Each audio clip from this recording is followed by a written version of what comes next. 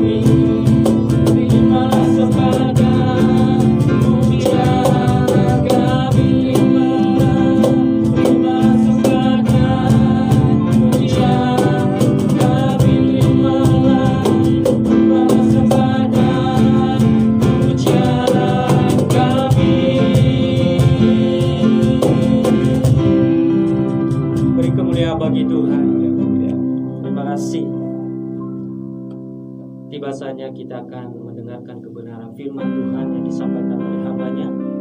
Mari kita siapkan hati kita untuk lebih sungguh-sungguh lagi untuk memuliakan nama Tuhan, untuk memuji Dia dengan segenap hati kita. Sungguh besar kasih Tuhan dalam kehidupan kita. Itu sangat baik. Yesus katakan pujian ini, sungguh besar kesetiaan Tuhan. Besar setiamu Yesus, Tuhan, inilah pengakuan kami Tuhan.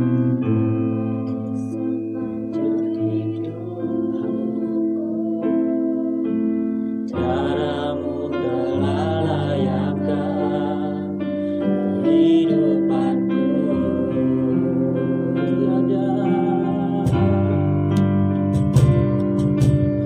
tiada kata yang bisa indahnya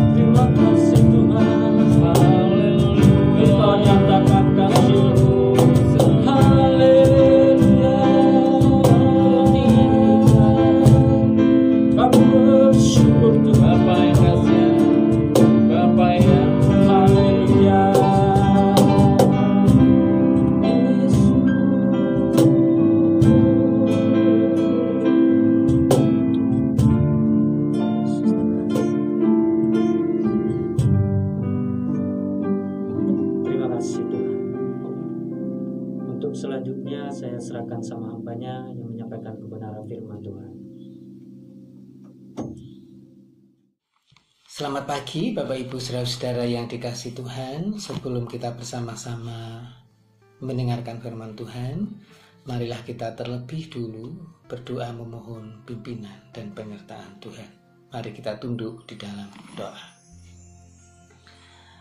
Bapa di dalam surga, kini saatnya Engkau berbicara kepada kami. Kiranya Roh Kudus berkenan untuk menolong kami, menyiapkan kami untuk memiliki hati yang lembut, yang siap dikerjakan oleh firman-Mu.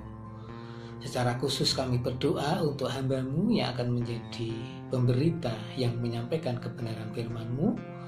Sembunyikan di balik salib Tuhan yang kudus, sehingga biarlah hanya kebenaran firman-Mu yang Dia sampaikan. Di dalam nama Yesus Kristus Tuhan, kami telah berdoa dan mengucap syukur. Amin. Bapak Ibu Saudara-saudara yang dikasihi Tuhan, firman Tuhan akan kita baca dari Injil Matius pasal yang ke-13, ayat yang pertama sampai dengan ayat yang ke-9, yang demikian firman-Nya. Perumpamaan tentang seorang penabur. Pada hari itu keluarlah Yesus dari rumah itu dan duduk di tepi danau. Maka datanglah orang banyak berbondong-bondong lalu mengerumuni Dia sehingga Ia naik ke perahu dan duduk di situ, sedangkan orang banyak semuanya berdiri di pantai. Dan Ia mengucapkan banyak hal dalam perumpamaan kepada mereka, katanya, adalah seorang penabur keluar untuk menabur. Pada waktu ia menabur, sebagian benih itu jatuh di pinggir jalan, lalu datanglah burung dan memakannya sampai habis. Sebagian jatuh di tanah yang berbatu-batu, yang tidak banyak tanahnya, lalu benih itu pun segera tumbuh karena tanahnya tipis. Tetapi sudah matahari terbit, layulah ia dan menjadi kering karena tidak berakar. Sebagian lagi jatuh di tengah semak duri, lalu makin besarlah semak itu dan menghimpitnya sampai mati. Dan sebagian jatuh di tanah yang baik, lalu berbuah. Ada yang 100 kali lipat, ada yang 60 kali lipat, ada yang 30 kali lipat. Siapa bertelinga, hendaklah ia mendengar. Demikianlah sabda firman Tuhan. Yang berbahagialah tentunya setiap kita yang mau mendengarkan firman Tuhan dan yang mau melakukannya di dalam kehidupannya. Haleluya. Bapak Ibu saudara-saudara yang dikasihi Tuhan, minggu ini kita masih tetap melaksanakan kebaktian raya dalam suasana online karena kita masih dalam suasana pandemi COVID-19, dan tentunya kita berharap semuanya ini bisa segera berakhir. Firman Tuhan pada pagi ini ada beberapa poin yang akan kita pelajari bersama, di mana semuanya ini berada dalam konteks tentang perumpamaan seorang penabur. Jadi di sini ceritanya Tuhan mengajar kepada murid-muridnya, kepada orang banyak itu melalui perumpamaan. Perumpamaannya ini berbicara tentang bagaimana penabur ini menaburkan benih. Ada benih yang jatuh di pinggir jalan, sehingga benih tersebut pada akhirnya mati. Kemudian ada juga benih yang jatuh di tanah yang berbatu-batu, ada yang jatuh di semak belukar, dan juga ada yang jatuh di sebuah tanah yang baik. Bapak Ibu saudara-saudara yang dikasihi Tuhan, ini satu pelajaran yang menarik untuk kita pelajari bersama-sama tentang penabur ini. Berbicara tentang firman Tuhan, tentunya kita semuanya sudah cukup memahami bahwa seringkali Tuhan itu mengajar kita itu dengan perumpamaan. Tentunya dengan harapan agar kita menjadi lebih paham, lebih ngeh dengan pengajaran yang Tuhan mau sampaikan. Benih yang jatuh di pinggir jalan, kemudian benih yang jatuh di tanah berbatu-batu, benih yang jatuh di semak belukar, semuanya akhirnya sirna. Menunjukkan kepada kita bagaimana firman itu pada akhirnya muspro setelah kita terima. Dan hanya ada satu yang di sini dikatakan oleh Injil Matius, firman yang akhirnya berbuah, itu firman yang jatuh pada sebuah tanah yang baik.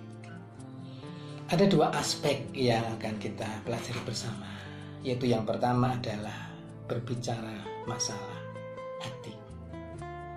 Kemudian yang kedua itu berbicara masalah kondisi kehidupan. Firman Tuhan itu bisa bertumbuh, seperti di sini dikatakan bisa bertumbuh dan berbuah sampai 30 kali lipat, 60 kali lipat, 100 kali lipat. Itu ternyata ditentukan oleh dua faktor. Yaitu yang pertama adalah kondisi hati kita. Oleh karena itu penulis Amsal mengatakan dengan jelas, jaga hatimu dengan segala kewaspadaan, sebab dari sana itu terpancar kehidupan. Yang pertama masalah hati.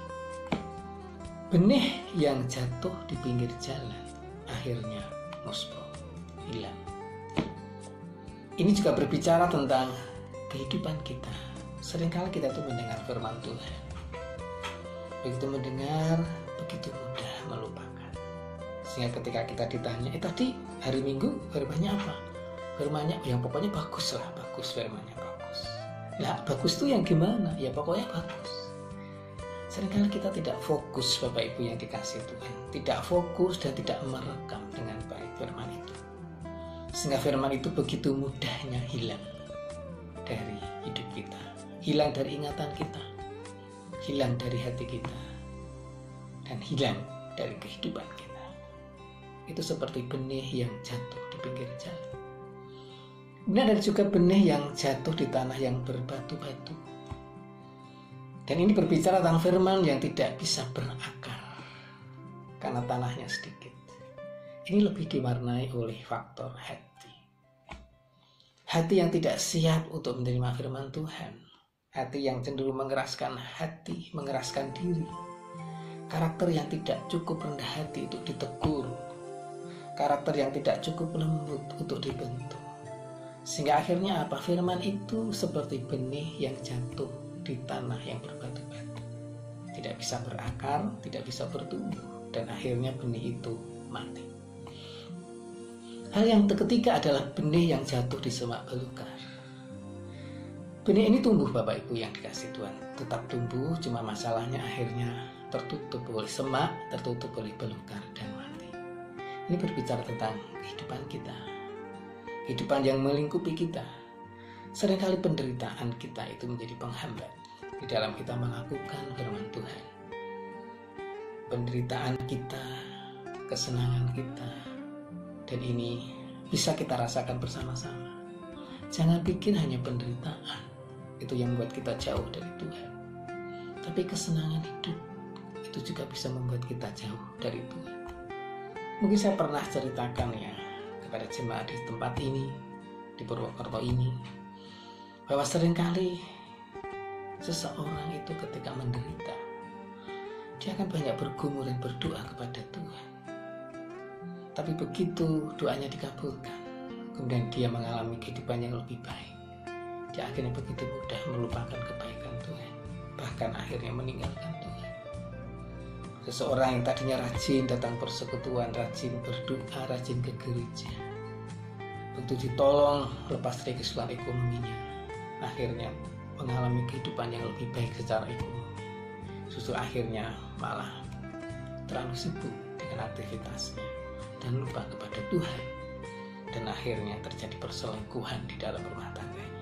Ini salah satu contoh Bapak Ibu, bahwa seringkali kehidupan kita yang enak, kehidupan kita yang nyaman, itu bisa membuat kita jauh dari Tuhan. Tapi jangan salah, bukan hanya kehidupan yang nyaman, kehidupan yang menderita pun, kehidupan yang tidak enak pun seringkali menjadi seperti semak belukar bagi firman Tuhan. Seringkali kita akan mengeluh, aku tuh sudah lama loh ingin nyembelih Tuhan, sudah lama jadi Kristen, sudah sering berdoa, tapi kenapa yo aku tetap seperti ini, hidupku tetap menderita. Terus apa artinya aku ikut Tuhan? Udahlah, gak usah ikut Tuhan baik, seperti ikut dunia. Gak ada pantangan ini, gak ada pantangan itu, hidup seperti dunia, siapa tahu aku malah jadi hidupku lebih senang. Jadi faktor semak belukar ini bisa kita artikan, bisa punya makna hidup yang menyenangkan, tapi juga bicara tentang hidup yang tidak menyenangkan. Jadi hati-hati Bapak Ibu, Saudara yang dikasih Tuhan, dengan suasana hidup kita, baik suasana yang menyenangkan maupun suasana yang tidak menyenangkan. Itu menjadi semak belukar, bisa menjadi semak belukar bagi pertumbuhan firman Tuhan. Hal yang indah, hal yang bagus adalah benih yang jatuh pada tanah yang baik. Sebab benih yang jatuh di tanah yang baik ini akhirnya tumbuh, bertumbuh dan berbuah menjadi 30 kali lipat, menjadi 60 kali, bahkan bisa menjadi 100 kali lipat. Satu pertanyaan akan muncul Bapak Ibu yang dikasih Tuhan, bagaimana caranya ya untuk menumbuhkan firman ini supaya bisa bertumbuh? Caranya seperti yang saya kita renungkan bersama. Ada dua hal. Yaitu yang pertama adalah bahwa ada bagian kita yang harus kita kerjakan. Dan yang kedua adalah bagian di mana Roh Kudus, di mana Allah yang mengerjakan firman itu di dalam hidup kita. Nah, dalam hal berbicara masalah bagian kita, maka bagian kita yang harus kita lakukan dengan setia adalah yang jelas. Kita harus setia untuk selalu belajar firman Tuhan. Jangan jauhi peribadatan, jangan jauhi mesbah keluarga. Bertekun di dalam doa, bertekun di dalam pendalaman firman Tuhan. Dan juga kita harus selalu jaga hati. Milikilah hati yang selalu lembut, yang selalu siap dikerjakan oleh firman Tuhan. Miliki hati yang cukup rendah hati sehingga mudah dibentuk, mudah diingatkan kalau kita salah. Dan hal yang berikutnya adalah hati-hati dengan kehidupan di sekitar kita. Hati-hati dengan semak belukar hidup ini. Karena semak belukar hidup ini akan bisa menjadi penghambat di dalam kita mengiring Tuhan. Hati-hati dengan kehidupanmu yang kelihatannya enak dan nyaman. Tapi juga hati-hati dengan kehidupanmu yang mungkin terasa menderita dan tidak enak. Karena semak itu bisa menjadi semak belukar yang akan menghambat engkau di dalam mengiring Tuhan. Dan yang berikutnya adalah kita juga harus punya hati yang selalu fokus. Hati yang selalu terarah kepada Tuhan. Hati yang selalu mengasihi Tuhan. Mengasihi sesama, mengasihi ciptaan Tuhan. Bagaimana kita itu memiliki pola hidup yang peka dengan apa yang Tuhan mau. Kalau dalam bahasa Jawanya itu bisa niteni. Niteni berkat-berkat Tuhan. Niteni pimpinan Tuhan. Niteni pengarahan Tuhan dalam hidup ini. Setiap pagi kita buka hati, setiap pagi kita membuka hari itu dengan firman Tuhan, dengan doa. Seperti yang dikatakan oleh pemazmur, setiap pagi aku mencari Engkau Tuhan, mencari hatimu, mencari kehendak. Dan itu harus kita lakukan. Kita harus menjadi orang yang peka dengan apa yang Tuhan mau. Dan Tuhan berbicara banyak melalui apapun juga. Tuhan bisa berbicara langsung melalui hikmat marifat ketika kita berdoa. Tuhan bisa berbicara melalui firman-Nya. Tuhan bisa berbicara melalui alam, melalui sesama kita, melalui anak kita, pasangan kita, orang tua kita. Tuhan bisa berbicara banyak melalui cara apapun juga yang Tuhan mau. Cobalah kita peka dalam hal ini. Sehingga dengan ini kita bisa bertumbuh di dalam Tuhan, peka dalam kehidupan, peka dalam menjalani hidup ini. Sehingga bagian kita itu benar-benar bisa kita lakukan dengan baik. Nah, kalau ini bisa kita lakukan, maka bagiannya Allah pasti juga akan terkerjakan dengan baik. Bagian Allah adalah menumbuhkan, memberkati kita, menumbuhkan bagaimana firman itu bisa berbuah lebat di dalam kehidupan kita.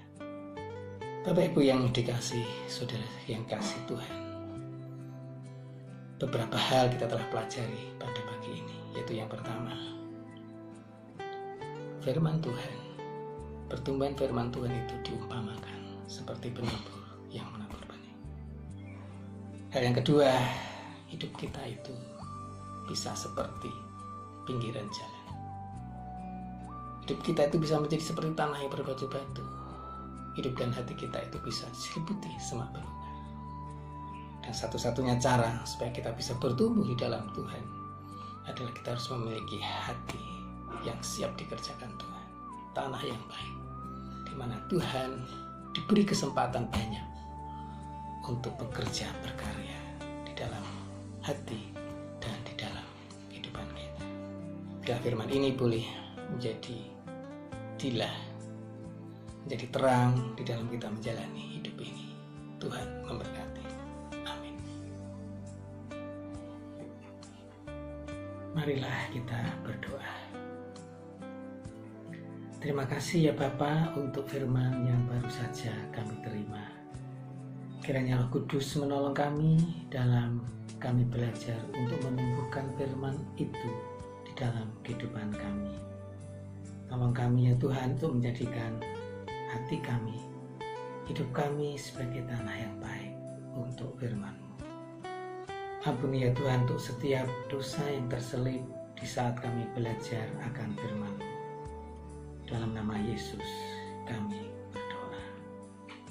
Jemaat yang dikasihi Tuhan, kiranya damai sejahtera yang dari Allah Bapa, kasih sayang Yesus Kristus Sang Anak, dan persekutuan di dalam Roh Kudus ada menyertai kita senantiasa dari saat ini sampai saatnya Tuhan datang menjemput kita. Di dalam nama Bapa, Putra, dan Roh Kudus. Amin. Terima kasih atas kebenaran firman Tuhan yang kita dengarkan, dan saat ini kita akan memberikan persembahan kita. Mari kita berdoa. Bapa di surga, terima kasih Tuhan atas kebenaran firman Tuhan yang disampaikan oleh hamba-Mu. Biarlah kebenaran firman Tuhan itu membawa dampak dalam kehidupan kami sehari-hari. Dan saat ini Tuhan, kami akan memberikan persembahan kami, dan yang kamu berkati anak-anak-Mu yang memberikan, berkati usaha mereka, berkati keluarga mereka. Dalam nama Yesus kami berdoa dan mengucap syukur. Haleluya. Amin.